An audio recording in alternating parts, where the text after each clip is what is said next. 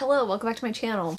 Today I'm going to be doing another I Read 5 video, and this time I'm going to be reading 5 sapphic romances. Super excited to be doing this. I feel like I have been slowly collecting a list of women love women, female sapphic stories that I have just been dying to read, and while I could just pepper them into other reading vlogs, I wanted to have them in one place, so if you are on the lookout for a really good female WLW romance, you could find them all in one place. So in this video, I'm going to be reading a few different books. Some worked out for me, some didn't. Full disclosure, I read all of these already, and I don't know, it's just gonna be a fun time reading some sapphic goodness. So I ended up actually reading 6 books because one of these books was a DNF, and I just wanted to make sure that there were at least 5 books that I fully completed in this video. So let me just let you know what we're gonna be reading. First up, we have One Last Stop by Casey McQuiston. How could I do a sapphic reading vlog and not include this book? I was highly anticipating this book, and you can hear all my thoughts about it in this vlog. Next up, we have Tristic's Venom by Penelope Douglas, also a book that was hotly anticipated by me,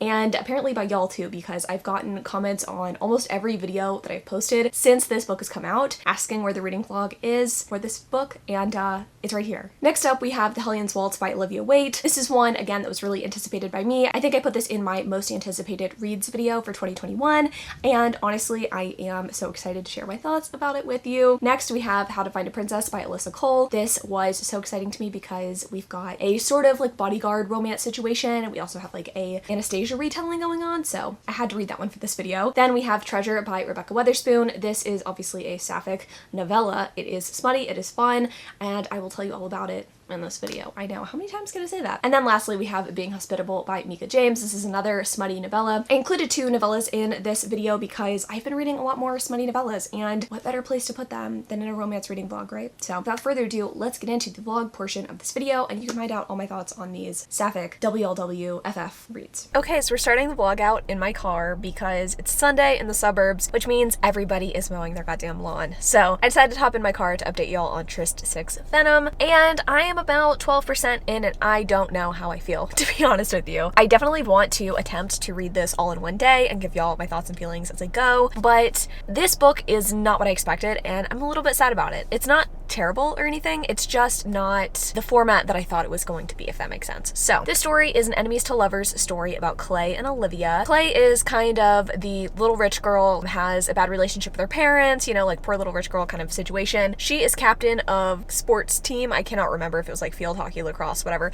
She is the captain of the team that Olivia is also on. Olivia's from the wrong side of the tracks. She lives with her like 5 older brothers. They live in this like kind of, I want to say swamp area, but it's in Florida. They live in this like little area with a bunch of other people who are a little bit poorer, and Clay bullies Olivia. That's kind of the story so far.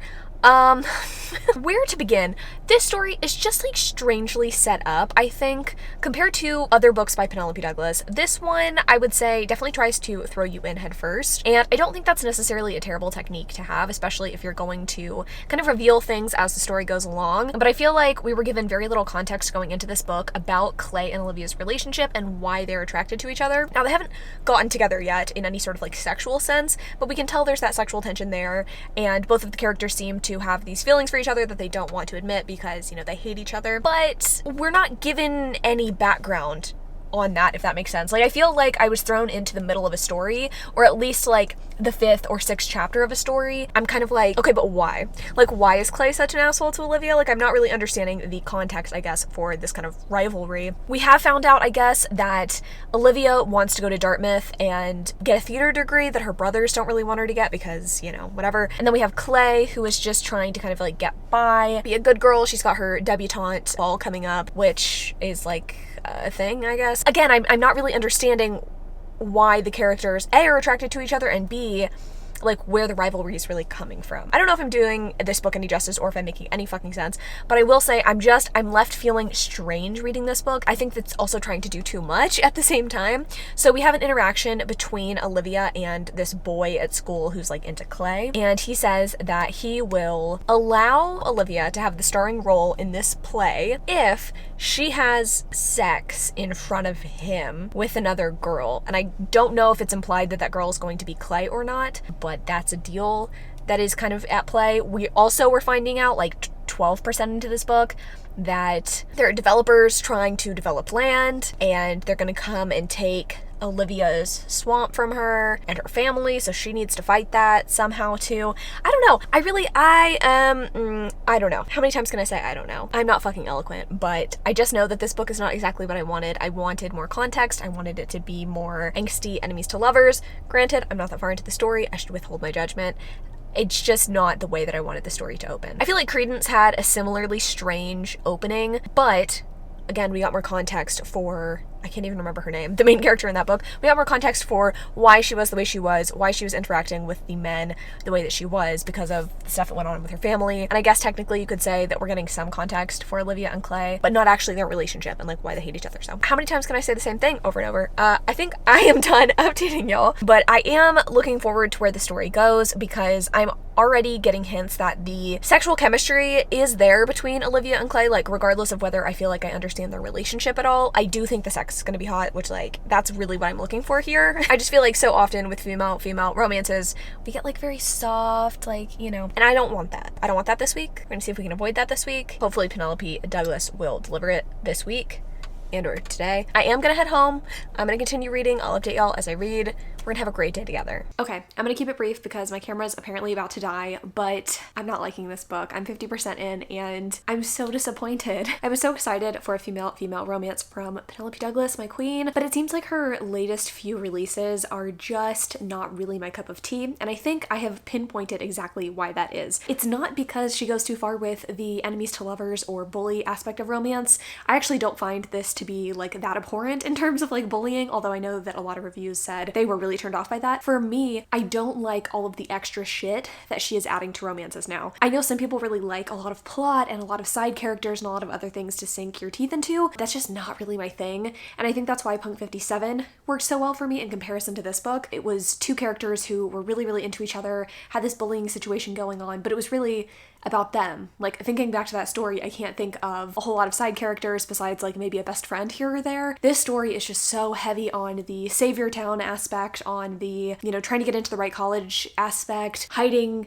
the romance from the friends, and having this like really douchey guy being a love interest, kind of, not really, for Clay. There's just so many parts to this story that I'm just not liking. And when it comes to, you know, the sex scenes and the chemistry between Clay and Olivia, like that is definitely there. And I think as a romance, it's successful, but as a story that I would revisit, it's not. And that's so sad. It's been really difficult to push myself to read this book. I think it's a little bit on the long side for what it is. I just find myself wanting to skim unless it's like an intimate moment between Clay and Olivia. Like, I just really don't care about Olivia's brothers. I don't care about Clay's home life. And that really sucks to say because I was so excited for this book. I think I'm gonna finish it at some point, probably not immediately. I was hoping to do this vlog like in the course of a week, and that's just not happening right now. I have too much other shit going on, and on top of that I just like have not been super compelled to pick this up, which is so sad because, you know, I really do like Pen's writing, but you know, not every story can be for everyone, and I am assured that I can find a really good female romance in this vlog, even if it's not this book. I really thought this would be the one, but it's shaping up to not be that way, and that's okay. I'm gonna go ahead and finish this up at some point, and I will be back and let you know when I do, and then we can start on some other female romances. But I just thought I would check in with you now so I can get this book over with at some point. I finished For Six Venom 2 weeks ago, and I was wearing a different shirt when I was actually trying to tell y'all how I felt about it, but I can't find the clip, so I'm gonna try my best to tell y'all why I did not like this book. But to be honest with you, it's been a second. It's been a second since I finished it, and I've kind of forgotten about it. So okay, everything that I said previously stands. I do think that in many ways the romance went in a direction that I enjoyed. However, I didn't care about any of the other shit that was happening, and I did end up skimming a lot of this book, which I just don't do with Penelope Douglas books. So I feel like I'm pretty disappointed that I had to do that. I honestly couldn't really tell you what happened for the like savior town aspects of the story. Yeah, I don't know. I just felt like this book was just a little too all over the place for me, and I feel like it really could have used a little bit more editing. Not that the writing was terrible or that there were like a ton of grammatical mistakes. I just feel like the plot of this book wasn't particularly tight. I think she was trying to do too many things at once, and it just didn't work for me. And honestly, some of the conflicts in the book being wrapped up too quickly also kind of frustrated me, like Clay being worried that her mom would be mad if she found out that Clay liked girls, and then the mom wasn't even mad at all. Okay, so why was Clay homophobic towards Olivia then? Make it make sense. I don't know. I didn't like it. It sucks. That sucks. I I don't know what else to say. I've had a couple of y'all comment on my most recent video asking when this vlog is coming, and I like am a little bit scared to share it, but that's just like my honest opinions. And if you liked this book, I am so happy for you, and I think a lot of people will like this book, especially if you like a good bully romance and you like a full cast of characters. I think you're gonna like this. I just personally prefer a little bit more focus on the romance and just a little bit more coherence in storytelling. So I have started another book that I will briefly tell you about, and then I'm gonna go weed my front beds, just homeowner things. I'll probably update y'all out there when I get further into this book, but I'm about 20% into, I can't remember the name of the book, but it's a historical romance, and it is called The Hellion's Waltz. I talked about this as one of my like most anticipated romances of the year, and I did highly anticipate it, and I am enjoying it. I can't remember the name of either of the characters, because that's where I'm at, you know, today. Today's been an interesting day, just all around. The story is about this one girl, I want to say her name's Sophie. She is the daughter of a piano maker, and she personally tunes the pianos, but her dad recently got swindled, so they have to kind of move to a small town so they can kind of like escape their past and escape this like embarrassment and hopefully move on from this. And while she is there, she meets a lady who she might have a thing for, who she might think is cute. Hearing her internal thoughts about this woman, I think it's Maddie. I want to say Sophie and Maddie. I could be completely wrong on these names. She meets this woman, and this woman is trying to unionize like weavers. She's a weaver herself, I believe, like silk weaving, and she wants to break up this monopoly, I think. It's just this one guy who is very much like, he has a hold on the industry where they're at. Our girl's not happy with this. She's trying to do some shady shit to make this union happen, right? So she's kind of like a Robin Hood-esque person, but our girl Sophie, she has a thing for this girl because like, oh, she's cute, and I like her smoky accent, like she's got a great voice, but I think she's a swindler, and my dad got swindled, and I try to avoid that, so I don't know how to feel about this lady. That's kind of where we're at, and I'm liking it.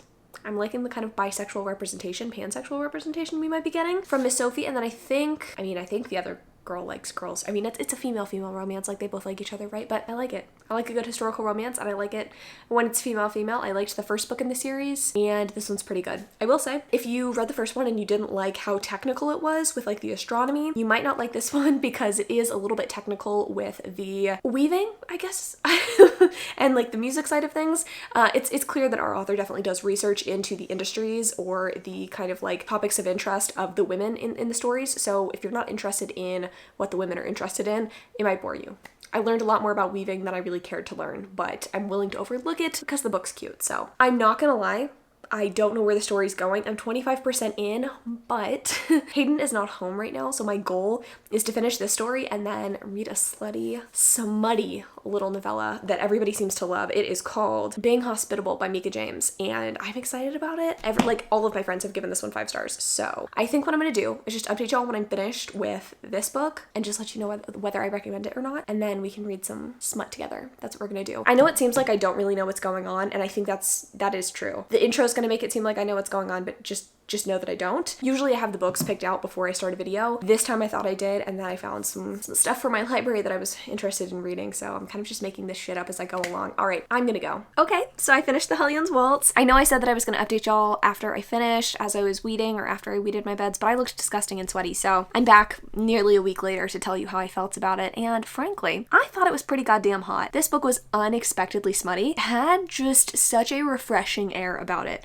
Now, I have read historical fiction in the past with female-female relationships, and as much as I want to love them, obviously they're kind of steeped in oppression because, you know, women couldn't really be together back in the day. And I'm not saying that that was entirely not present in this book, but it was much less present than it has been in other historical romances I've read, and I appreciate that. So we have Sophie and Maddie finally getting together as the story carries on, and I loved how open they were with each other about their sexual desires. I loved how, even though Sophie is supposed to be this like inhibited character with a lot of, you know, pent-up emotion, she is ready to tell Maddie what she wants from her, and I found that really hot. I also liked that Sophie's family was like pretty cool with her dating a woman. Like, there just wasn't really a huge issue there, which I thought was really cool. And I liked how the kind of villainy was uncovered in the story. I liked that everything kind of came to a nice close at the end. Frankly, I think if you're looking for something with really good sex scenes and you've always wanted to read a historical romance with a female-female or woman loves woman sort of relationship, I think think you should give this one a go. Honestly, 10 out of 10. I really enjoyed this one. I will say the plot was not exactly the most groundbreaking thing ever, and I did skim a little bit of it just to get to the hot scenes, but overall it was a success. I've moved you into my boudoir because we're about to get smutty. I have just started Being Hospitable by Mika James, and already 20% in, I am into it, very into it. This is giving me all of the best friend's little sister realness in a female setting, and why is it just so much better? I think I talked about in my tropes I hate video that I really don't like brothers best friend romances, and this is not a brother's best friend romance, it's a best friend's sister romance, but similar concept. Like, those always kind of irk me. This one's good though. It is instantly good. It is instantly sexy. We're already getting the sexy vibes from the very beginning, and I'm into it. So our main character, Kiki, is a very successful career woman. Her best friend's little sister has just graduated college, has a kick-ass internship, and needs to stay with Kiki for a while. Kiki has always kind of had a thing for Charlotte in a, I know she's straight, we're probably never gonna get together sort of way, but Charlie has a thing for Kiki as well, and Kiki is just unaware of it. I think this is going to be kind of a forced proximity, sexy little thing going on. I don't know. No sex has happened yet, but like I'm excited, and I think I'm going to try to give you as many updates as I can in the next like 40 minutes of this audiobook. It's very short, but I'm already invested and I'm ready to see where this thing goes. Okay, I know I said I was gonna update as I read for Being Hospitable, but it turned out not to be the kind of story that I needed to give constant updates on, and I think that makes a lot of sense given how short it is. I just expected it to be like over the top and have a lot of things that I needed to comment on, but that just wasn't the case, which isn't to say again that this book wasn't hot or good, because it definitely was. Let's talk about it. I think that this was one of the more successful smutty novellas that I've read. I feel like I am finally finding smutty novellas that really have captured my interest. I think a lot of the ones that I've read in the past, like Jessica Kane and those kinds of ones, they don't really do it for me. Like, they're not complete stories, and I mean, I know it's challenging to develop a good romance in a short amount of time, but I feel like I'm finally finding ones that I like. I've been really reading a lot of Alexandria House lately, and I love her stuff. So this was, I would say, similar in that like there was definitely backstory, but there was a lot of smuttiness, but the conclusion felt like satisfying enough. I don't know, it was good. I liked seeing Charlie and Kiki's dynamic unfold and get to see them kind of explore some of their passionate interests, if you will, together. I don't know what else to say. That I'm being very vague and probably not doing this book justice, but I would recommend it. I got it at my library, which kind of surprised me, but if you're lucky, hopefully it is available at your library as well. I don't know, I don't usually rate smut, but I think I would give this like 3.5 or 4 stars. I will say the one thing that I wanted more of was a more like conclusive ending with regard to Charlie's brother, because like that was supposed to be the conflict, but it didn't really feel like a conflict. Other than that though, like I mean, it was a really, really good read, and understand why so many people like this one. So the next thing that I'm going to read is How to Find a Princess by Alyssa Cole. I'm really excited about this one. I've heard kind of mixed reviews about it, but it is like an Anastasia retelling, which sounds good as fuck, and I'm very into. So I'm excited about this one. It's a full-length book, so I will give you updates as I read, but that's what I'm starting in on tomorrow, and I'm just ready to keep reading sapphic goodness, you know? Okay, hopefully I can avoid interruption by my many cats. Less excited than when I last talked to y'all about this book. I just feel like the characters are a little bit strange. Okay, so the story is about Makeda, who recently lost both her job and her girlfriend, and she has had to move into her grandmother's bed and breakfast, I believe, and she's just kind of struggling right now. She doesn't really know where she wants the direction of her life to go, and she is kind of rudely interrupted or woken up one day by a agent, I guess we're gonna call her, Besnaria, and she is trying to find the long lost heir to this throne, the throne of her country. And she has always, or her family has always protected the throne and protected the people who were on the throne. And so, you know, there's been no royal, I think, for a while, or I don't know. This is kind of a confusing story, I'm not gonna lie. Besnaria ends up seeking out Makeda and is like, hey, I think you're the princess. Your grandmother said that she thinks that you're royal, and I came to follow up on that claim. And so it's their kind of romance, I guess. I think my issue with this book is that Makeda is characterized at the beginning of this book as being kind of a doormat. She has been fucked over by every girlfriend she's ever had. She lost her job because she was not someone who was good at standing up for herself, and yet she is kind of a bitch to Besnaria at the beginning of the book. She has no desire in being a princess. She is very grumpy. This is giving me grumpy Sunshine vibes, and yet I feel like the wrong character is grumpy. I think it would have made more sense to have Besnaria be kind of grumpy and like not believe that Makeda is actually the princess, and then Makeda just be kind of happy to be there. I don't know. I'm not liking their relationship dynamic or the characters. I think I like Besnaria. I think her personality and attitude is really nice. Like I like her character, but I don't like the personality traits of them in regards to a romance together, if that makes any fucking sense. I don't think it does. But I'm kind of struggling right now with this book because it's A, really slow paced, and B, I don't really feel like these characters fit well together. I just don't understand the characterization, I guess, especially of Makeda. So I'm not loving this, and I was reading some reviews, which I should really stop doing as I'm like in the middle of books. Although I will say I don't think it sways my opinion either way. I think a lot of people didn't like this book because of the pacing, and I'm feeling that same way too. I'm not feeling the chemistry between the characters, and nothing's really happening, and this is a pretty long book. So I don't know, I'm hoping that it kind of like picks up at the 50% mark, maybe not. I'll try to update you at 50% and then at the end, but this book is due like very soon, so I need to get this read. I'll try to update you as I can though.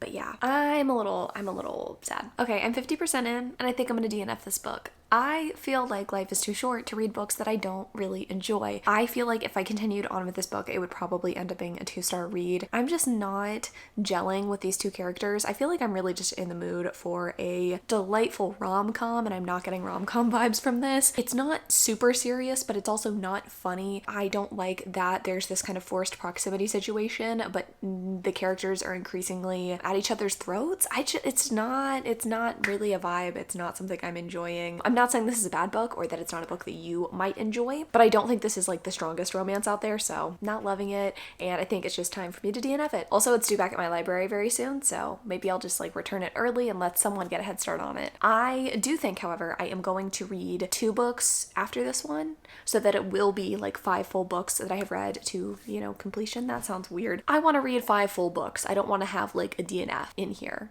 Like, I DNF'd this book, but I'm gonna compensate for it, and I'm gonna read like a smutty novella after I end up reading One Last Stop by Casey McQuiston. That's the one that I'm gonna start in on next. I'm sad that this one didn't work out for me, but you know what? It's fine. We're moving on. Okay, so I am 25% into One Last Stop by Casey McQuiston, and I'm actually really enjoying this one. I didn't really know what to expect. One of my close friends got an arc of this book and immediately told me that it wasn't as good as Red, White, and Royal Blue, and that they were really disappointed with it. And I've heard very mixed reviews since the book has been published, so I had no idea what to expect going into this and whether or not this was going to be something that really did it for me. And I'm not sure that it has yet. I mean, I'm only 25% in, but so far I am really enjoying Jane and August. So August is new to New York, and she is trying to kind of figure out her life. She is transferred from college to college trying to find her place because she's never really felt at home. She has an interesting relationship with her mom. Her mom is trying to solve the cold case of her uncle's murder, I believe, or disappearance. This has really bogged down the relationship between August and her mom. Like, her mom is very much constantly trying to research, constantly trying to get August into it, and August is like, I don't have any friends because of this. Like, I need to make a life for myself, so she goes out on her own, and she's landed in New York. She is going to a college, Brooklyn College, is that the name of it? Trying to figure out her life, and in the meantime, she is living with some strangers who she quickly befriends. I would say that's the strongest part of the book so far. I love August's relationship with the 3 people she lives with. I believe it's 2 guys and a girl, and they all just have really fun personalities, and I like seeing like a good found family in a story. I feel like Casey McQuiston's really good at writing that. You definitely have that in Red, White, and Royal Blue, and in this book you definitely have that as well. We haven't gotten super far into the romance component of this book yet, which I'm fine with. I like a good slow burn, and that's kind of how Red, White, and Royal Blue was as well. We have August riding the subway every day to get to her job, but she memorizes the route of this girl that she's into. Her name's Jane, and she's had a couple of interactions with her, and honestly that's pretty much the long and short of it at this moment.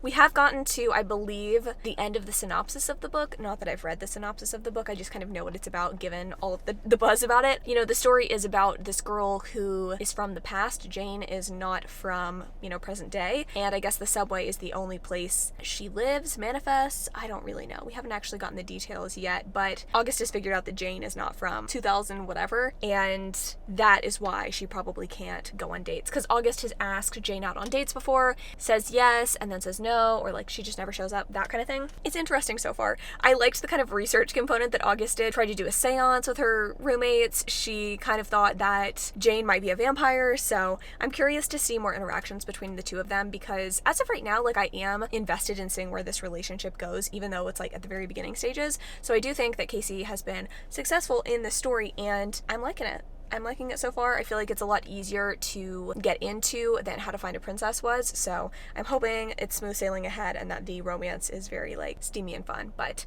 I'll update y'all again at like 50% once I get farther, but so far so good. Okay, so I'm at the 50% mark in One Last Stop by Casey McQuiston, and things have heated up quite a bit since we last spoke, and I think I'm fully invested in this story, which is so good to hear, because I really just feel like both for this video and other videos that I'm working on right now, I've been starting books, getting really excited about them, and then they sort of start to fall apart at the 50% mark, which sucks because you were, looking to become invested and you just can't. But this one I am invested in. I don't have much to say, to be honest, at this 50% mark, but I am finally starting to see the fruits of the labor that August has put into getting to know Jane and getting to like solve where she came from. Nothing satisfying and nothing that I will actually tell you because I don't want to spoil anything in this book, but I will say that a certain sexual scene that happened on the subway was very sexy and I really appreciated it. I was curious to see like what the steam levels would be for this book, but I am not disappointed. And it's funny, I'll address it here because I can. I posted my 6 steamy summer romance recommendations video recently, and I got a lot of replies from people saying that certain books weren't very steamy, whatever. And for me, it's not about like how explicit the content is, it's what feelings the book elicits in me. A book could have like raunchy sex scene after raunchy sex scene and still not be steamy to me. Like, that doesn't really, determine how hot I think a book is. But if a book is well crafted and gets you to like have that lead up, and there's only like one sex scene in the book, but the sex scene was like very anticipated and the payoff is hot, like, to me, that's always going to trump a really smutty book that doesn't really have the context there. Does that make sense? I don't know. This book, I wouldn't say like the sex scene was super explicit or that there's going to be a ton of them, but it felt appropriate, it felt sexy, and I'm enjoying the book. So I'm in a good place, I'm happy. I'm gonna work on finishing this book though, because I have other shit I have to do for other videos. So I'll update y'all probably from my car later today when I'm done. Okay, so I am not in my car, and it is actually many days later, but I am finished with One Last Stop by Casey McQuiston. I wanted some time away from reading this book to kind of evaluate my feelings and sum up all of the ways in which this book wasn't perfect for me, but the longer I wait, I feel like the less clear everything gets. I did not dislike this book, I just don't think it was a perfect romance for me. I feel like if I were to rate it just based on gut feeling, I'd probably give this book about 3 stars. I do feel like it had a decently satisfying conclusion, but some stuff that happened in the 75% mark pointed to other issues that I had throughout the book. Like, it just kind of showed me, hey, those things you had an issue with, they're gonna continue, and this is why you are not gonna love this book. So I'll try to articulate some of that right now. I don't know that I'll do an excellent job.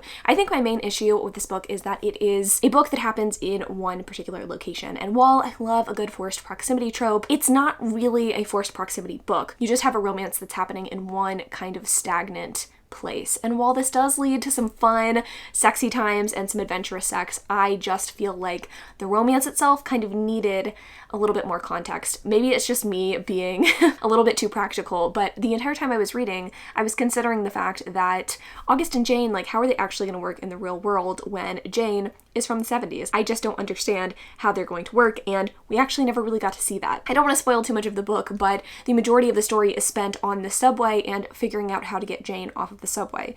And that's fantastic, and I do think that it led to an interesting plot in that regard. I just don't think that for a romance, it really left me with any sort of feelings of, yes, this is going to work in the real world. And I know that, like, August tried to educate Jane on, whatever this book is set in, 2019, 2020, whatever that looks like. I don't know. I just feel like it was a little bit too isolated for me. I wanted more, and in general, I think I just wanted more romantic relationship development. I really liked, like I told y'all earlier, those sex scenes. I thought they were good, I thought they were fun, but I feel like there was a lot of insta-love going on, and on the other hand, we had August, who is trying to kind of figure out her life, and she's growing as a person, and I kind of wanted those two things to, like, intersect more, and I don't fully feel like they did. I don't know if I'm making any sense. I think I'm just trying to like articulate exactly what didn't work, and honestly sometimes that isn't entirely tangible. Sometimes you just have a feeling about a book and you're like, this was good, but it wasn't my favorite, and that's how I feel about this story. It was solid, it was good. I think Casey McQuiston is a kick-ass writer, and I'm so excited to read their YA debut, which just got announced, but this story just wasn't perfect for me, and that's okay. I do appreciate a lot of what this book did. I really, really like a lot of the queer history that is baked in, and I do think this is a worthwhile read for you. Just as a romance, this wasn't like my perfect romance. But let us carry on and finish this vlog off right with a smutty novella, Treasure by Rebecca Weatherspoon. I am going to head downstairs probably and read it downstairs, and I can update you as we go. I know I didn't do that on Being Hospitable, but I'm hoping to actually do that on Treasure. Have some fun. Okay, so I am 10% into Treasure, and I'm really enjoying it.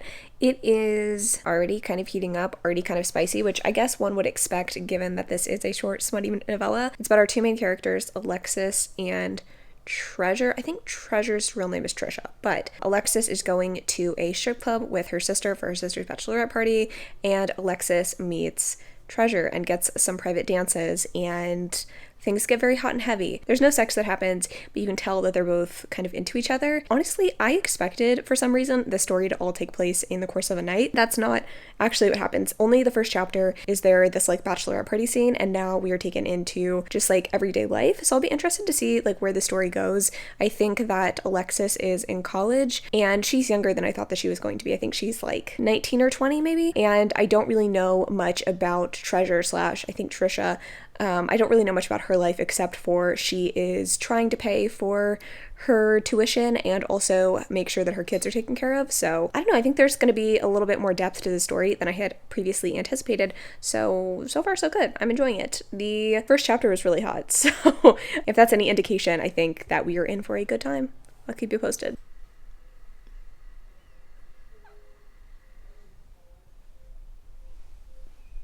Oh, do you want to come film with me? Hi. Okay, I don't know why this is so orange, but I'm like 50% into Treasure, and this is not at all what I expected, but in the best possible way. It is what I would consider a smutty novella, kind of, but it's so much more than that.